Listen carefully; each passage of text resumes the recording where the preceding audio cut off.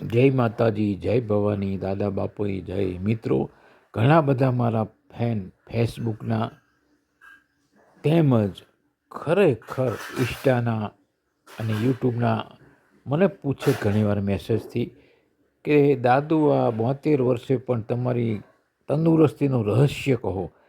મેં કહ્યું કે મને કોઈ વ્યસન નથી, વ્યસનથી દૂર રહો. બીજું, યોગ મટાડે રોગ. યોગનું નિયમિત તમે સેવન કરો સાહેબ.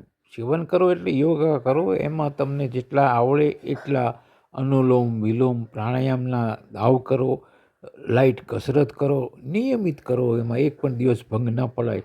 હું છેલ્લા સાહેબ 15-20 વર્ષથી મારા ધર્મપત્ની ધામમાં ગયા પછી આવું કરું છું. તો આજની તારીખમાં કોઈ પણ ગોળી હું ખાતો નથી. આ એક રહસ્ય બતાવું. કોઈ દાડો દવાખાને એટલે દવાખાનામાં ડૉક્ટરો પાસે ઇમરજન્સી સિવાય જવું નથી પડતું.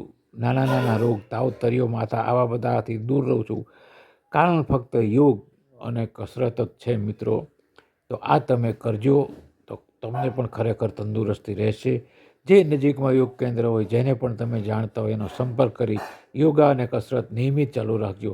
ખાલી છેલ્લે એક જ દુહો ગઈ મારી વાણીને વિરામ આપીશ.